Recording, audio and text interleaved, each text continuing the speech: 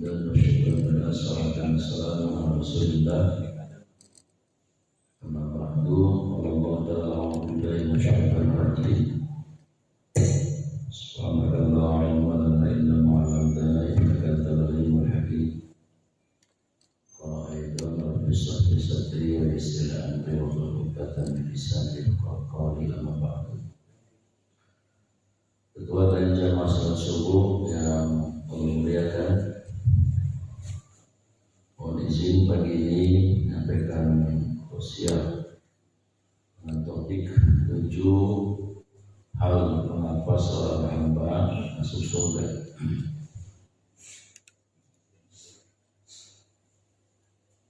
Kalau Pak Darwin mengatakan manusia berasal dari monyet, ya. Kalau manusia berasal dari monyet, sekarang sudah jadi manusia, mestinya berevolusi lagi, ya, jadi gorila. Buktinya ada. Ketika minum goroh, ini kata orang Jepang, goroh. Sebenarnya kita ini bukan dari monyet, subhanallah, na'udzubillah. Kita ini keturunan penduduk surga, asli KTP-nya surga. Yaitu bapak kita Nabi Adam dan ibu kita Ibu Hawa. Di surat An-Nisa ayat yang pertama itu digambarkan, A'udzubillahi minasyaitonir rajim. Ya ayyuhan nasu taqu rabbakumul ladzi khalaqakum min nafsin wahidah. Wahai manusia, bertakwalah kepada Allah yang telah menciptakan kalian dari diri yang satu, nafsin wahidah, itu Nabi Adam. Wa khalaqa minha zawjaha, dan dari Nabi Adam itu kemudian Allah menciptakan zawjaha, istrinya, pasangannya. Yaitu siapa? Ibu nenek kita.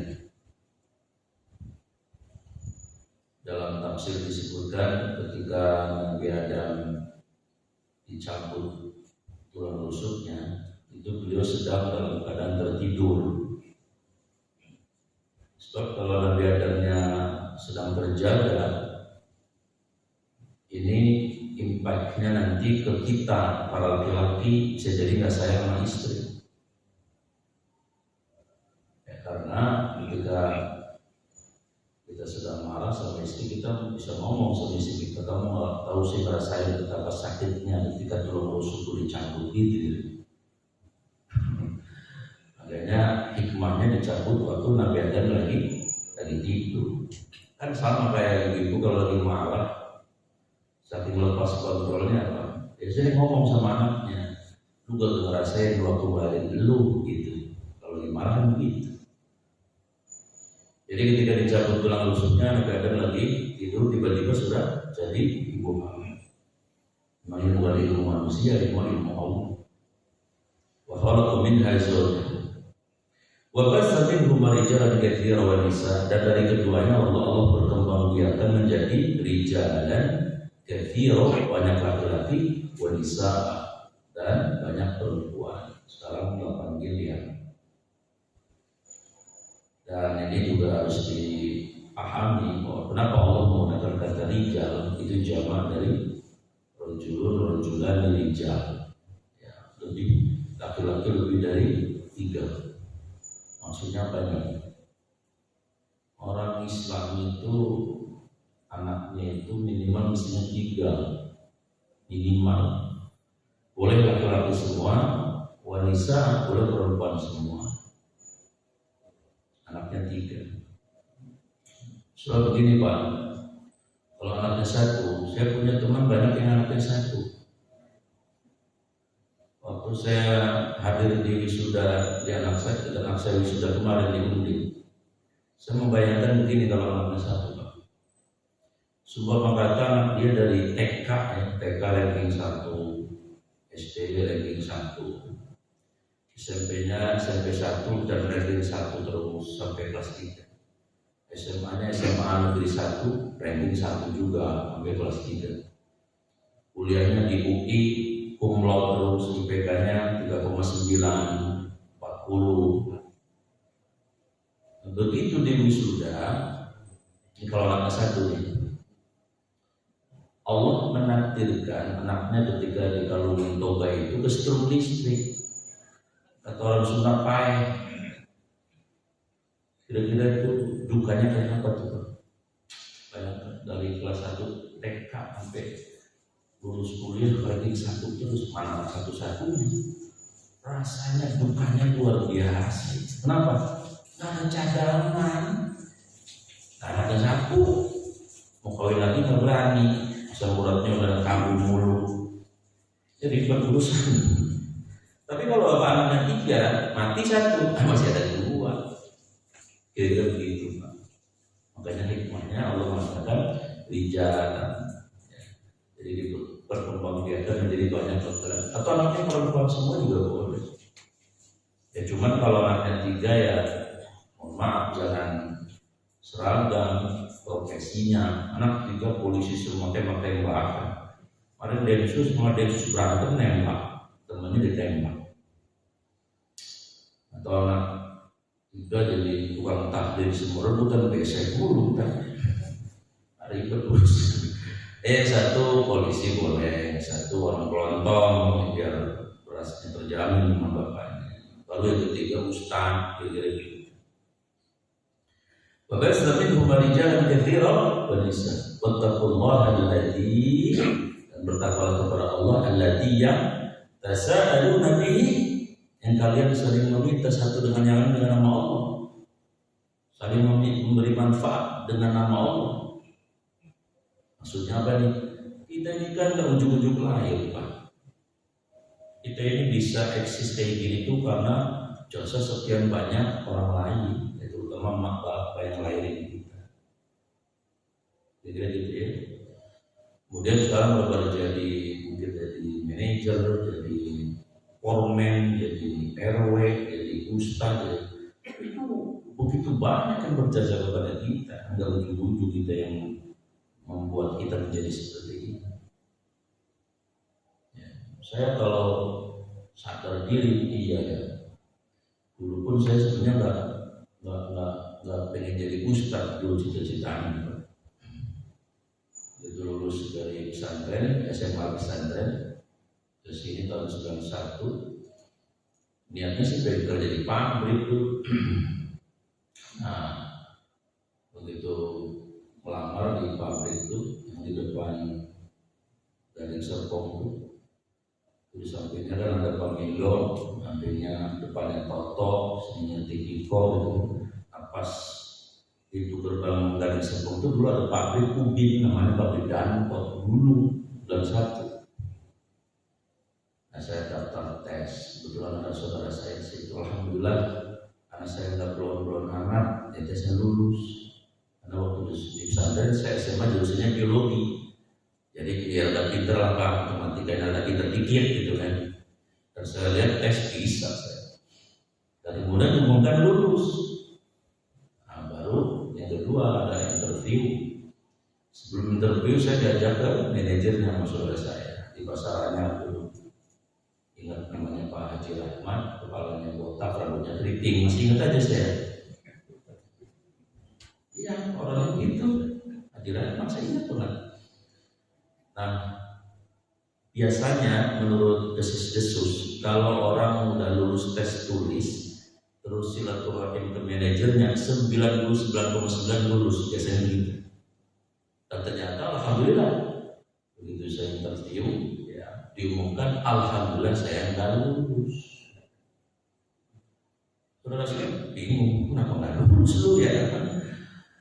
Nah kebetulan kan tadi saya bilang saya di pesantren juga, lu nggak usah di pabrik dulu, ngajar dulu aja, lu kan dari pesantren. Nah dulu ada madrasah itu di warung makan namanya At-Taqwa di jalan itu sebelum Kebon Nanas kan. Saya ngajar di situ, ngajar. Ya karena ngajar gitu kan, ngajar madrasah kan kudu ilmunya tambah, hanya sambil kuliah. Udah sekarang jadi ustaz, ya alhamdulillah jadi ustaz berkah. Tidaknya kalau tahlilan biasanya pasti 2 gitu kan. Jangan kan satu kalau tadi ini aja belum ada nih kue, ada lebih banyak saya dari bapak. Loh iya, itu rezeki Ustaz. Maksudnya tasa'al Nabi kita ini bisa seperti ini adalah karena begitu banyak orang yang memberikan manfaat kepada kita. Ingat itu. Oh ini kemana nih? Ada tadi.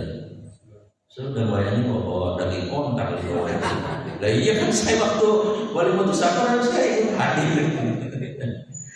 Belum pulang. Nah begini maksudnya Pak. Kita pernah nggak ingat waktu kecil pertama kali kita bisa nulis itu dari siapa? Coba jasa siapa?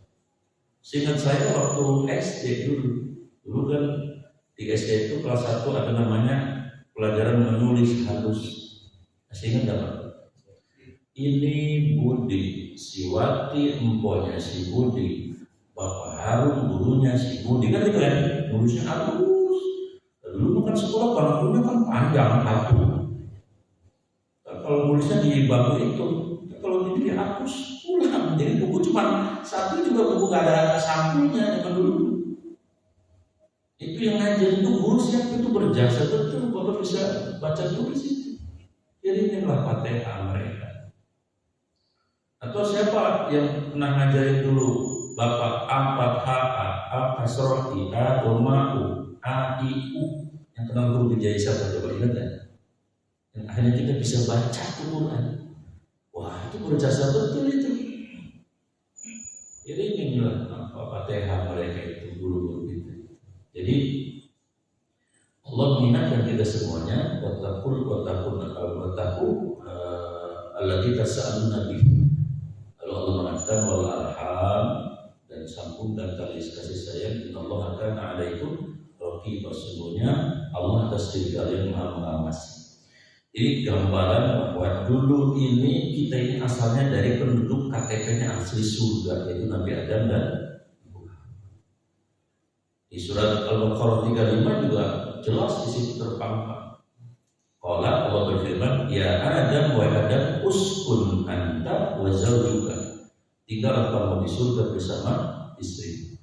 Wa kula minha ragadan haitsu syi'tum. Kamu boleh nikmati apa saja yang ada di dalam surga itu. Pada taqrabat hadhihi syajarah, cuma pesan Allah kamu jangan dekat-dekat pohon ini, fatakuna minaz zalimin, nanti kalian menganiaya diri. Nah, tapi karena Allah punya skenario nya apa Pak? Ada di ayat berikutnya itu. Qala lil malaikati inni ja'ilun fil ardi khalifah. Allah ternyata tidak menginginkan Nabi Adam dan istri itu tinggal di surga terus, tidak. Allah pengen Nabi Adam turun ke bumi untuk apa? Jadi khalifah. Jadi sebetulnya Nabi Adam turun di bumi itu include tersirat itu skenario Allah juga, cuma melalui tadi mekanisme memakan buah kurdi. Karena memang Allah menginginkan Nabi Adam jadi khalifah. Nah kalau Nabi Adam nggak makan buah kurdi, tapi itu agak turun. Nah kalau Bapak turun, Bapak lahir di dunia. Dari mana? Keturunan siapa kita? Nabi Adam tidak lain, tidak turun. Ya, maka kemudian Allah menginginkan Nabi Adam untuk turun dulu ke bumi, ngerantau di bumi, jadi khalifah dengan kita semua keturunannya. Nanti kita kembali ke surga.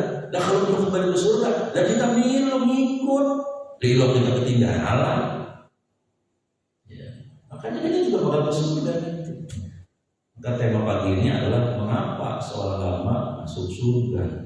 Ya cuma untuk ikuti Nabi Adam masuk surga lagi harus ada proposalnya. Maka setidaknya 7 proposalnya. Ini secara sederhana saja. Apa yang menyebabkan jamaah Allah masuk surga? 1. Iman.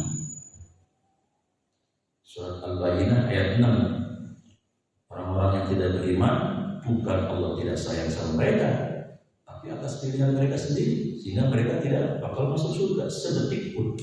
Innal ladina, sesungguhnya orang-orang yang kafaru, yang kafir, min ahlil kitab wal musyrikin, baik dari golongan orang ahlul kitab maupun orang musyrik, fi nari jahannam khalidina fiha. Mereka sedetik pun tidak akan merasakan surga. Kenapa? Pilihan mereka sendiri orang kafir. Ayat 78 yang kita innalladzina amanu wa amilus sholihati ulaika hum khairul bariyah. Sesungguhnya orang-orang yang beriman itu dan beramal soleh mereka sebaik-baik makhluk. Jazaohum inda rabbihim jannatu 'adnin tajri min tahtiha al-anhar.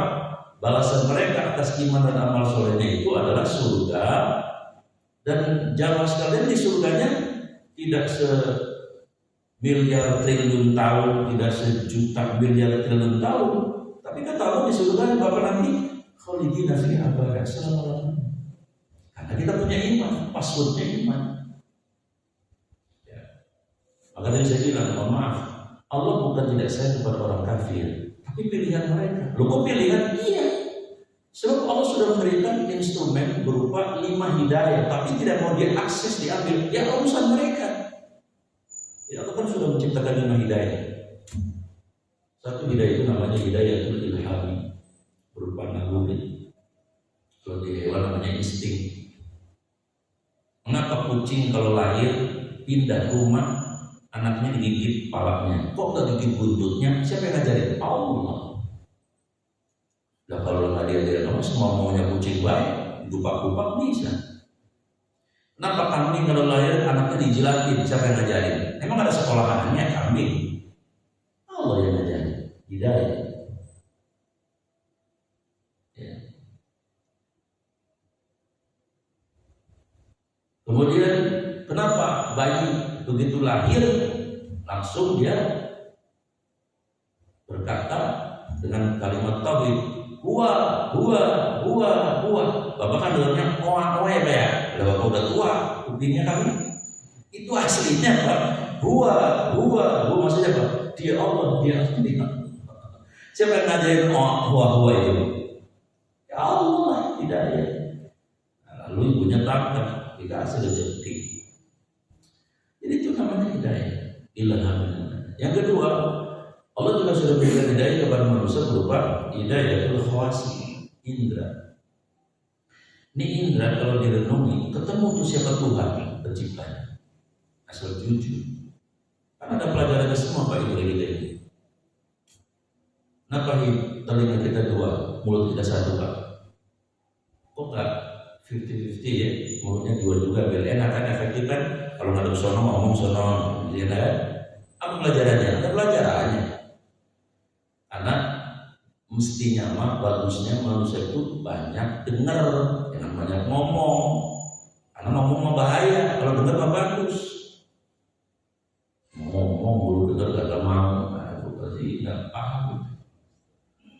Ada nggak Bapak pernah di jalan menerima atau pangkas rambut alis, ada nggak?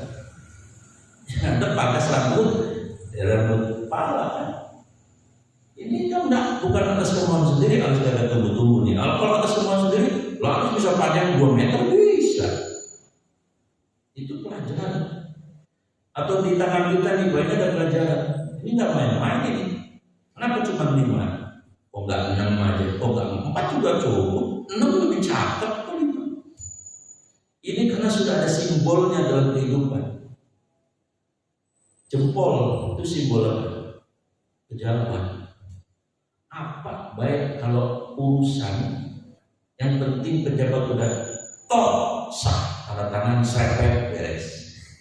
Betul kan Pak? Wah, biar kata tangannya selebar jenggot juga kalau belum ada sertifikat di tangan ini nggak laku. Ini apa nih? Simbol apa? Telunjuk. Untuk siapa? Orang kaya. Orang kaya kalau nunjuk beres. Material itu beres. Itu orang miskin nunjuk cantengan. Aku urusan itu nunjuk gitu. Aku apa lu? Ini ada ini simbol ini. Ini apa tengah? Tengah ulama. Ulama itu tidak berpihak kemana-mana, yang dia pihaki adalah kebenaran. Maka andai pun ulama berpihak, dia bukan berpihak kepada materialnya, tapi kebenarannya. Ini nggak direkamkan ya? Saya pernah ditanya, Ustaz dukung siapa? Maka itu kan? Nggak direkam ini ya. Saya bilang jujur, mohon maaf ya kalau Bapak beda sama saya dukung Pak Anies. Loh, kenapa saya dukung Pak Anies? Ya ibaratnya begini, kalau kita ke mall beli celana, ada celana 3, yang satu kesempitan, yang satu kelonggaran, yang agak-agak cocok lah dengan ukuran badan kita, itu kita ambil. Jangan pulang nggak pakai celana. Maksudnya apa? Yang ini bagus, yang ini bagus. Ya ambil yang paling bagus lah. Ya menurut saya yang paling bagus beliau. Kenapa? Beliau ramah terhadap agama, tidak mendiskreditkan ulama misalnya kan. Kemudian beliau adil, non muslim pun dibela, diakomodir semua. Nah ini orang yang ini yang kita perlukan, sehingga tidak terjadi kontraksi sosial yang luar biasa. Kan orang kalau terlalu sedih, misalnya ada agamawan satu dipuji-puji, agamawan satu diinjak-injak, itu pasti kontraksi, nggak berkah negara ini. Tapi kalau saya lihat ini yang satu ini, bapak ini dulu di Jakarta enggak, beliau bela gereja, dia fasilitasi, non muslim dia juga jagain, ya psikologisnya, Islam juga karuan. Nah, orang kayak gini, itu jawaban saya. Saya kompatibel dengan Al-Quran dan Sunnah. Innallaha ya'muru bil adli. Allah menyuruh untuk berbuat adil. Beliau yang paling adil menurut saya. Bapak urusannya pilihan yang lain yang apa? Karena masing-masing negara demokrasi. Itu maksudnya. Jadi tengah di ulama. Jangan berpihak kepada si A si B. Saya dukung beliau bukan karena orangnya enggak penting, tapi track recordnya terhadap agama apa? Gitu. Ini simbol apa, Pak? Jadi pemuda-pemudi, pokoknya kalau udah anak muda itu apa serba manis, Pak. Coba Bapak amprogan papasan sama nenek-nenek umur 97 tahun, baunya apa? Baunya apa, Pak? Apitson sama minyak burut. Nenek, saya kan suka ngimamin juga di Masjid As-Sajadah. Anak-anak nenek itu, maaf, saya panggilnya mami. Pasti kalau dekat dia baunya itu lah, termasuk apitson, minyak burut. Tapi coba Bapak amprogan sama anak gadis umur 17 tahun coba. Habis mandi dia habis keramas. Sembriwing gitu. Menjadi pengantin lagi ya. Yang mana anak muda itu serba manis. Coba di kamar anak muda anak gadis. Tapi kamar bapak mah cakadut. Untung ada bini. Kalau ada bini mah cakadut bapak. Kamar anak muda ini lagi semangat. Ya, ini simbol apa? An-nisa, perempuan, istri, ibu, kecil tapi mantap. Sudah diapa juga ditelan ini. Coba diaduk jempol sama kelingking, yang mana siapa? Kelingking. Fakta sejarah, fakta sosial, fakta hidup. Pejabat jatuh rata-rata karena perempuan. Ya, bapak nggak rasain juga ya ngalamin ini. Bener banget, coba bapak. Pejabat jatuhnya sama perempuan. Tapi kalau ini kelingking sama telunjuk diadu, menang mana? Telunjuk. Perempuan jatuhnya sama cuan yang punya duit banyak. Coba bapak bawa Mercy di jalan, kalau ada perempuan cantik lewat, mau ngikut, milu dia, ngikut banget. Lalu mobil pakai jas. Urusan jas boleh minjem mobil belum ini urusan lain, mungkin gaya aja dulu dia ketempar ya. Jadi indra ini adalah bisa membuat orang menjadi sebagai katalisator menemukan siapa Tuhan kita. Yang ketiga, Allah juga menciptakan hidayatul akli, hidayah berupa akal. Akal ini kalau dieksplor ketemu tuh siapa Tuhan. Afalat ta'qilun, afalat tatafakkarun, apalah tadabbarun. Maaf, ada penemuan spektakuler dan penemunya masuk Islam semua yang tadinya kafir. Misalnya yang up to date yang paling baru, Profesor William Brown dari Amerika. Wajib ke Amerika kan? Belum, sama Pak. Nggak ada Greg semua. Tapi Amerika itu Pak Haji kalau dari Batu Ceper Ya, rada ulur dikit naik kereta bandara dulu tapi sampai. William Brown ini meneliti karena dia dapat info katanya semua yang di langit dan bumi bertasbih. Kan ayatnya surat Jumat itu ya, yusabbihulillahi ma fis samawati wa fil ardh, semua yang di langit yang itu kan bertasbih. Tasbih itu artinya kan aktif, hidup, berkomunikasi dengan Tuhannya gitu kan. Jadi teliti itu, ternyata betul. Dia teliti itu semua pohon-pohon itu yang kalau kena angin mengeluarkan suaranya halus, super ultrasonik, terus luar biasa. Direkording dengan alat yang sangat canggih luar biasa.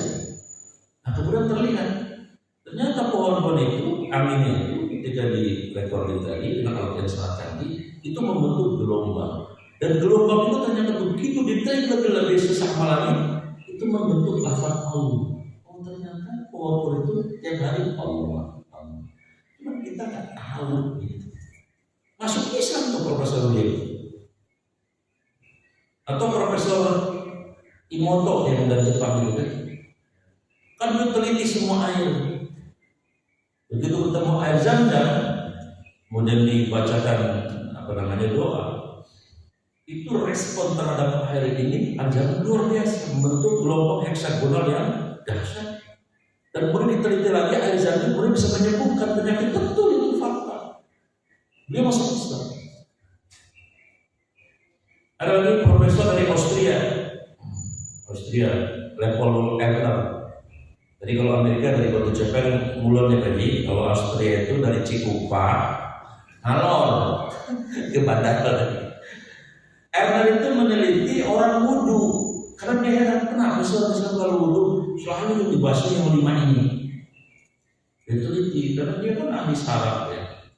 Hanya ketemu, oh ternyata di anggota yang dibasuh wudu ini itu terdapat ya saraf-saraf motorik yang mempengaruhi semua tubuh yang lain. Makanya harus banyak diusap telinga, dulu seperti itu. Masuk Islam ya. Dan lagi yang spektakuler lagi adalah Profesor Maurice Bucaille itu kan dari Prancis. Dia meneliti tentang jasadnya Fir'aun. Karena di Quran infonya Fir'aun itu masih utuh. Diteliti, dia datang ke Mesir. Diteliti. Dia cari melakukan analisis komparatif di semua kitab suci, nggak ada nih. Ternyata adanya hanya di Quran dan pas betul sesuai faktanya. Masih ada, masih utuh. Warna juga badannya diselamatkan Allah. Ya Allah, dia masih bisa untuk harus percaya.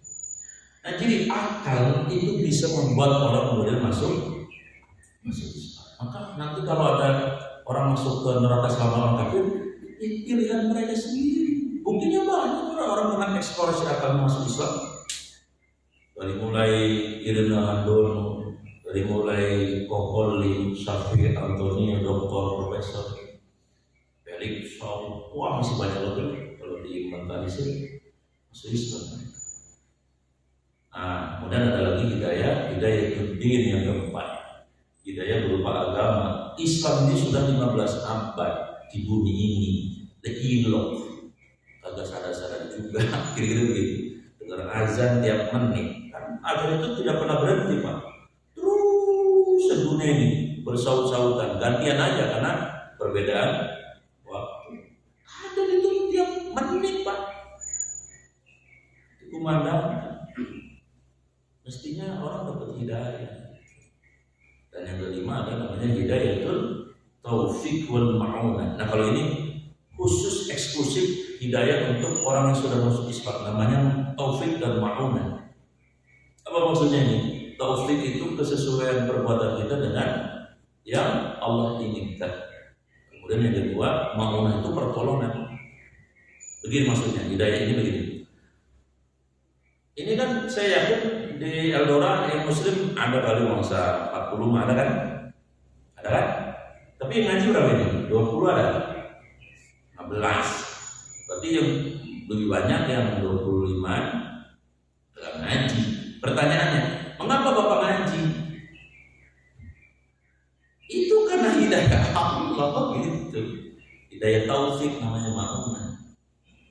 Memang bapak senang dengan ilmu, maksudnya memang pengen mendapatkan ilmu. Itulah yang dijamin oleh Rasulullah, man kharaja fi talabil ilmi fa huwa bisa bila hatta yarji. Hadis riwayat Imam Tirmidzi. Siapa yang keluar dari rumah lalu hadir majelis ilmu, maka dia dapat pahala jihad sampai pulang. Pahala jihad itu lebih mahal dari dunia resolusinya loh. Para sahabat dulu kalau ngaji rebutan, bahkan kalau ada yang dagang kemudian nggak sempat ngaji, dia akan menanyakan apa yang disampaikan Rasulullah itu. Kayaknya kita buru-buru gitu ya. Malah tanya, ngaji? Ya alhamdulillah saya gak ngaji. Malah alhamdulillah gak ngaji. Orang dulu paham orang kampung saya. Dari sini sih insya Allah ya. Dia berada mirip. Tapi ini bapak ini termasuk orang yang dapat hidayah. Mahal ini pak. Ngaji kan hanya bisa 1 jam. Tapi pahala jelimunya dahsyat. Atau begini logikanya. Pernah nggak bapak melihat ada orang rumahnya dekat masjid, kagak datang ke masjid? Ada nggak? Ada kira-kira? Ya sudah nggak usah di sini. Di Argentina ada nggak yang gitu modelnya? Ada satu ya. Dekat masjid kagak mau ke masjid. Ada itu.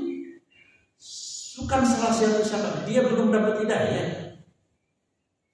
Kalau udah dapat hidayah pak, jangan kata rumahnya dekat, rumahnya jauh datang. Lah buktinya saya dari Subang kemari. Memang kada diundang ngomong sih.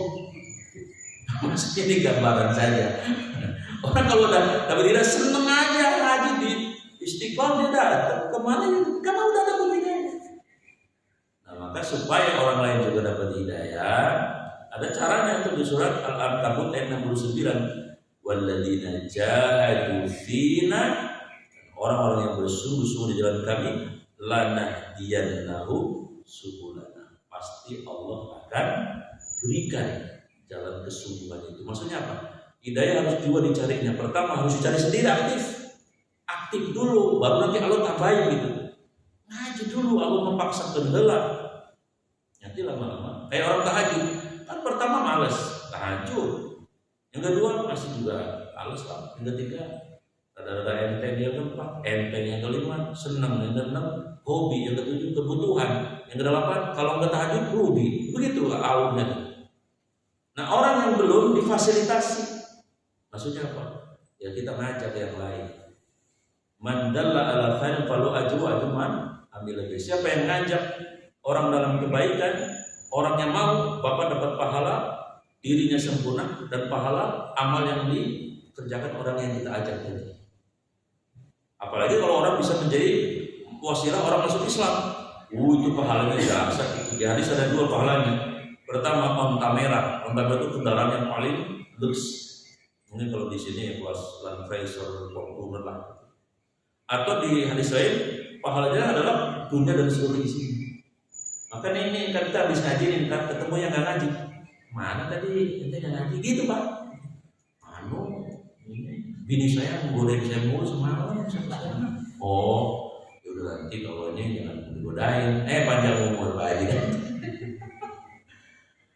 Nah jadi jamaah yang saya muliakan, hidayah itu sudah Allah berikan semuanya kepada siapa? Kepada kita. Dari mulai tadi yang paling ringan berupa naluri sampai taufik dan ma'unah. Nah maka kemudian kesimpulannya hidayah taufik dan ma'unah itu apa? Kalau kita sudah alhamdulillah mau ngaji, mau tahajud dan sebagainya, jangan bangga diri juga. Ente jasanya nggak ada. Ente jadi soleh nih bukan karena ente. Ya, itu jadi orang baik bukan karena ente. Itu Allah yang ngasih. Nah maka kemudian insya Allah kita terhindar dari penyakit yang namanya salasul muhlikat ketika tadi. 3 yang menghancurkan kita. Pertama adalah tamat keserakahan.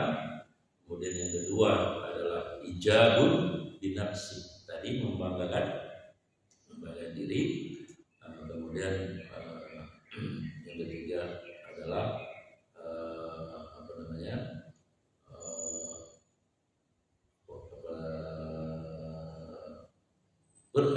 yafiru al khair, lari dari sebuah kebaikan. Maksudnya sudah dapat hidayah malah tidak dijaga. Nah jadi 5 hidayah ini Allah sudah berikan kepada manusia. Maka ketika nanti di akhirat ada orang bisa masuk ke neraka selama-lamanya seperti orang kafir tadi, bukan Allah tidak sayang kepada manusia itu sendiri, tapi itu adalah atas pilihan manusianya sendiri, karena instrumen hidayah sudah diberikan Allah begitu lengkap. Jamaah yang dimuliakan Allah Subhanahu wa taala, tadi kan dari topiknya 7 perkara yang menyebabkan seorang hamba masuk surga ya. Ya susah sebutkan saja, tidak perlu dijelaskan. Yang pertama adalah iman. Yang kedua adalah kenapa seorang hamba bisa masuk surga adalah karena rahmat Allah. Hadisnya riwayat Imam Bukhari, la sekali-kali tidak yudkhilu masuk min ahadikum satu di antara kalian wala yujiru anin nar dan tidak selamat dari api neraka wala ana termasuk saya kata Nabi illa kecuali min rahmatillah karena rahmat Allah. Berarti kita masuk surga itu karena iman. Yang kedua rahmat Allah. Yang ketiga hadis riwayat Muslim adalah syafaatul uzma, syafaatnya Rasulullah sallallahu alaihi wasallam. Dan yang keempat, mengapa kita bisa masuk surga baru karena amal soleh. Di surat Al-Qari'ah ayat 6, fa amma man saqulat mawazinu fa huwa fi syadid radiyah. Siapa yang amal kebaikannya nanti lebih berat dari keburukannya, fa huwa fi syadid radiyah, maka dia dalam kehidupan yang penuh dengan keridhaan maksudnya surga. Yang kelima, syafaatul mukminin. Kita sesama mukmin itu bisa saling memberikan syafaat. Dalilnya apa? Al-Maidah ayat 2, ta'awanu 'alal birri wat taqwa wala ta'awanu 'alal ismi wal 'udwan. Kerjasamalah dalam urusan kebaikan dan takwa, jangan kerjasama dalam urusan permusuhan dan dosa. Di Al-Asr 10 juga jadi dalil. Rabbana ighfir lana, ya Allah ampuni kami, wa dan li untuk ikhwanina alladziina sabaquna bil iman, saudara-saudara kami yang sudah mendahului kami. Artinya apa? Doa saja bisa bermanfaat ya di dunia dan di akhirat, apalagi ta'awan tadi kerjasama dalam kebaikan. Kemudian berikutnya yang keenam, masuk surga itu karena ibtilaul hayat. Hadis riwayat Imam Bukhari, Rasulullah bersabda, "Ma yusabbul mu'min." Apabila ada seorang mukmin diuji oleh Allah dalam hidupnya, satu bentuknya min nasobin, berupa keletihan hidup ya. Letih ini biasanya kata profesi ya. Profesinya tukang panggul di pelabuhan, tukang gacong, tukang gali, tukang cuci sampai 5 rumah, letih, nasob. Wala wasobin ya, sakit yang kadang putus-putus, sakit mulu. Sampuran sembuh, kolesterol kambuh, kolesterol beres, migrain selesai, gigi selesai, tensi beres, bisul sembuh, cantengan beres, ketombean kagak berhenti bisa. Nah, itu wasobi namanya. Yang keempat, wala hamil, rasa duka, cita, cemas, khawatir yang natural, yang alami, boleh, itu menggugurkan dosa kita.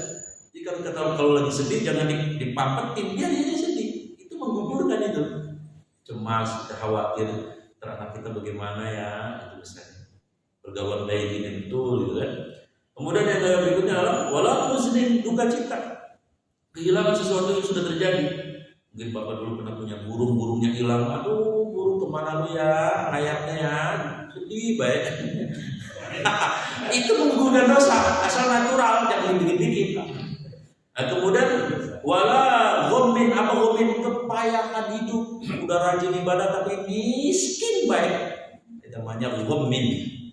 Nah, kemudian adan itu gangguan, hidupnya diganggu mulu, itu menggugurkan dosa, gangguan preman, gangguan macam-macam, masuk gangguan setan gitu ya.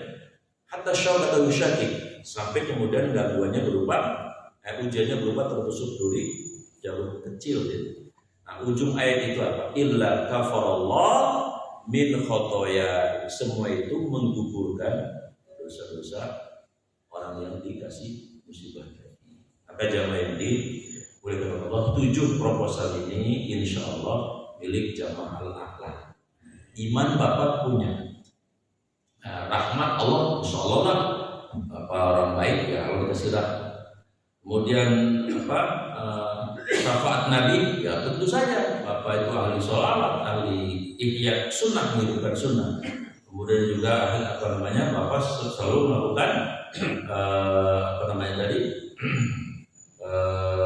kesabaran di atas ujian dan seterusnya tadi, maka layak Bapak mendapatkan surga nanti. Mudah-mudahan betul ya adalah milik jamaah sekalian, surga itu nanti diberikan Allah.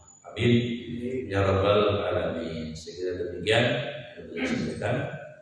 Sebelum saya tutup dengan doa, mungkin ada yang mau menambahkan pertanyaan, silakan kalau ada. Saya ada yang mau merespon.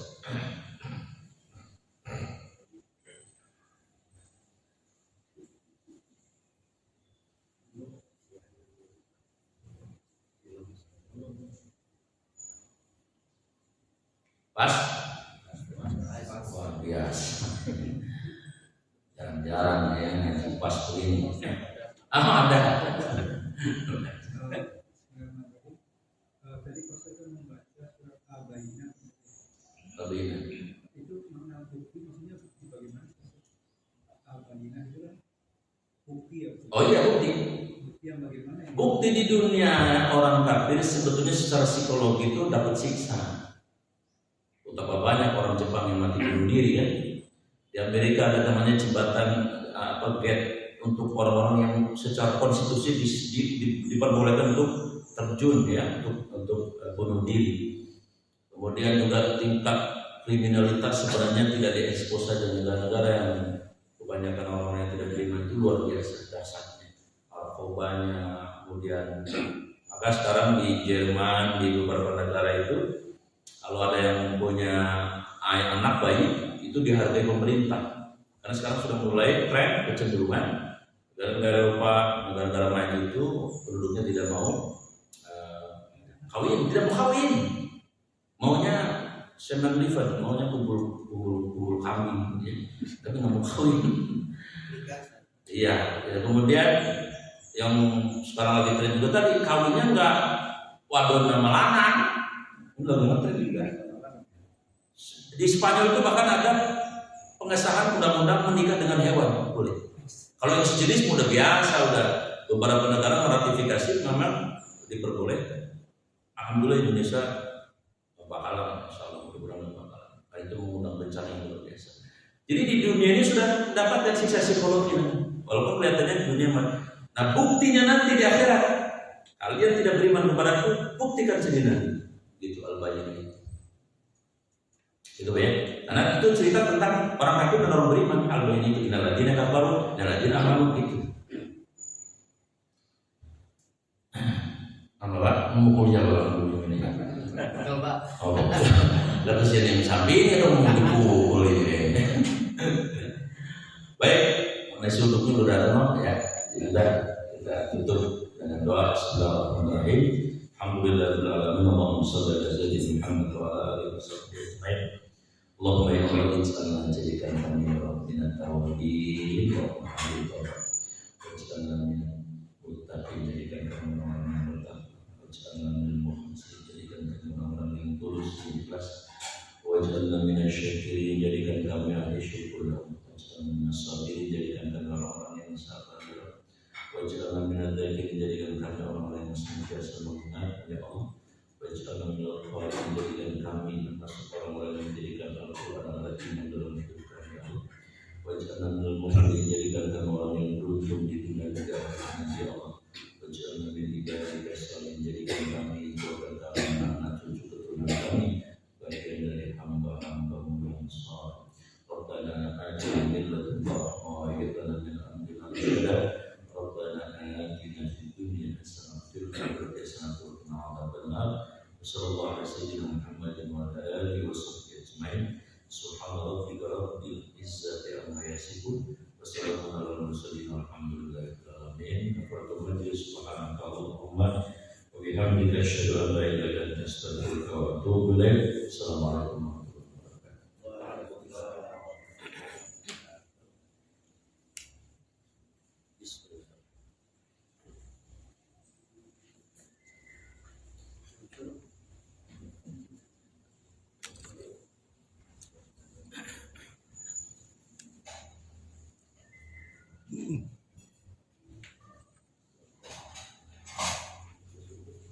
Belum.